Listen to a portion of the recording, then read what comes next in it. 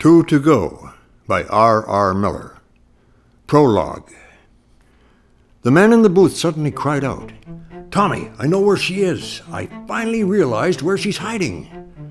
He was wearing a large set of headphones strapped over a shaved head with gray handlebar mustache and goatee. Tommy replied, "Really? If she's hiding in this town, she'd have to be hiding under a rock. We've covered everything else." "No, you're right. Catherine isn't here. She's in a small town 20-30 miles west of here called Sudbury." "And just how did you figure that out?" "It was many years ago, and my memory's a little slow, but it's quite simple once you dig out the right one. I know I'm right, so come on, let's get going. I'll tell you all about it on the way." The man in the booth was narrating a novel he'd written under the pen name R. Miller. It was the final novel of a series of 4 titled To Go. Each of the novels are complete and sequential, starting in 1936 and ending in 1970, as follows. Number 1, One for the Show, 45,000 words, 1936 to 1948. Number 2, Three for the Money, 65,650 words, 1948 to 1950. Number 3, Four to Get Ready, 65,700 words, 1950 to 1958. And the conclusion, number 4, To Go, 65,575 words, 1958 to 1970. They are a series of mystery adventure novels, fast-paced and easy to read or listen to. Each of the 4 novels is a complete plot with sex, violence, and comedy within the period. The author enjoyed writing in the first person, quite unusual in commercial novels, because it's challenging and also because it gives him a sense of a personal relationship with his reader, talking directly to him or her. The 4-set package is titled The Saga of Tony James and will be available as a physical package for gift-giving or your personal library.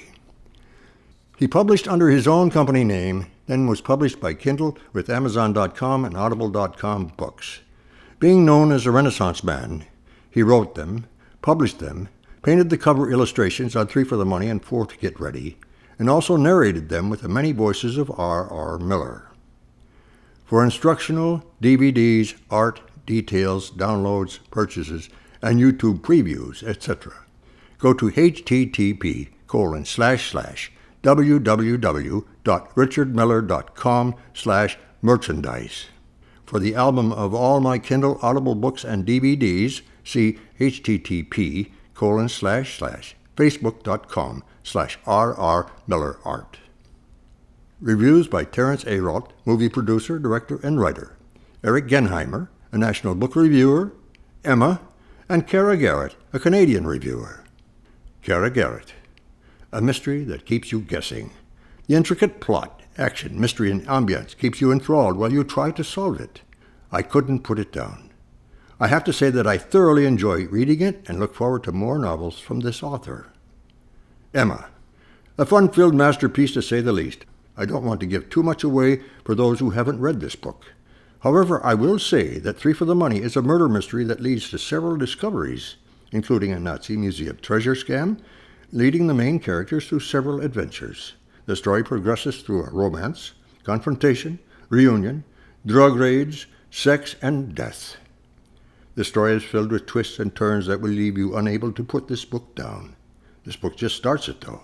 Read 4 to get ready to continue the adventure. Eric Genheimer. If you like your whodunits, in a neck-snapping, noggin-busting mashup of murdered clients, stolen Nazi booty, and sexy, albeit sexist, babylicious booty, then save your time and costs. Buy this one with its already penned and available follow-up, because like the best sex, once you start, you're never going to want it to end. Terrence P. Eirault. I would call Three for the Money a real page-turner, but I read it electronically, and there were no pages to turn. Either way, it captivated me like a classic caper, keeping me in suspense and entertaining me all along the way with colorful language and snappy dialogue that helped set each scene in this post-World War II piece. If you like crime novels, this one rivals the works of Spillane, Tay, and Christie, but does it in half the time. It's a real romp around the world and a craftily woven work of genius that kept me guessing until the end. Miller's grasp of the era and the cadence of his dialogue make this frolic extremely fun to read and left me wanting more. For to get ready, Terence P. Ayrault, Yo!